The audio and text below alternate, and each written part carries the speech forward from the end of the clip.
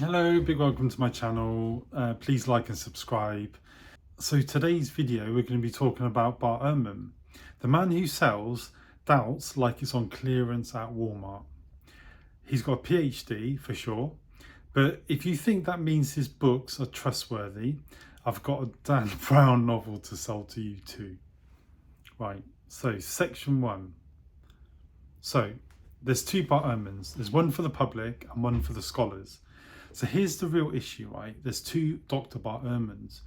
There's Scholar Ehrman, who writes academic papers carefully, and then there's the pop agnostic Ehrman, who sells spicy sounding books like Misquoting Jesus and Jesus Interrupted.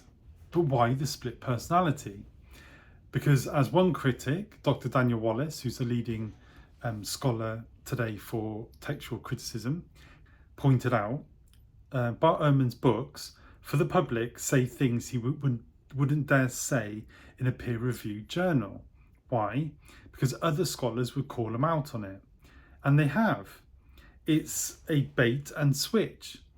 He waves around his PhD to give his books credibility, but doesn't apply the same academic integrity to his books. That's not scholarship, that's branding. Dr. Daniel Wallace states that Ehrman's academic work is solid, cautious, and even conservative, but his books are sensationalist. Section 2. So, integrity issues, selective skepticism. And let's talk integrity. If you're using your credentials to sell books that you know wouldn't pass scholarly peer review, that's not shady, that's misleading, even going as far as saying downright lying. Ehrman doesn't apply his skepticism equally.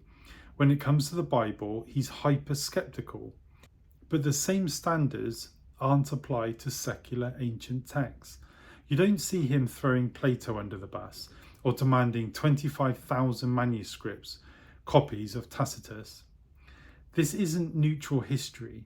This is targeted anti-Christian bias dressed up in a robe and a faculty badge. The scary numbers game, that's mostly fluff. He loves to say that there are more textual variants in the New Testament than there are words. Oh, that sounds scary. Until you find out the most spelling errors or word order changes or switching Christ Jesus to Jesus Christ. Less than 1% matter and zero affect, and I say that again, 0% affect core Christian doctrines. Even atheist scholars like Peter J. Williams says the New Testament is the best attested ancient document we have. Ehrman's shock tactics only work if you don't read past the blurb.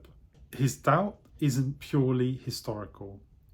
Ehrman loves to claim he's just a historian, but by his own admission, he left the faith not because of historical evidence, but because of the problem of suffering.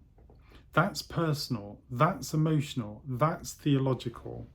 And hey, I get it, suffering is hard, but let's not pretend your agnosticism or atheism came from reading Greek manuscripts.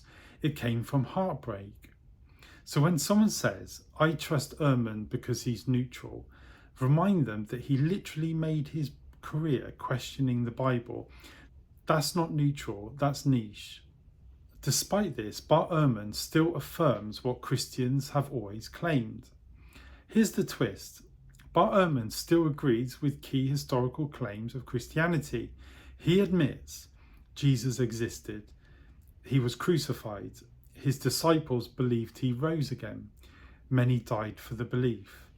So the atheist quoting Ehrman as a silver bullet might want to read him more carefully, because even he admits the resurrection belief was early, sincere and explosive. That's basically the Book of Acts with footnotes. So why don't I trust Bart Ehrman as a valid source? Because he says one thing to scholars and one thing to public. Because he markets doubt but doesn't apply the same honesty to his own work. Because he uses his PhD like a shield. He forgets academic integrity that a PhD is supposed to stand for. If you want someone who challenges the Bible but still plays fair, Read N.T. Wright, Craig Keener. Read someone who isn't trying to sell doubt like popcorn at a cinema. Anyway, I hope you liked that video. Please comment below. God bless you. Look forward to seeing you in the next one. Goodbye.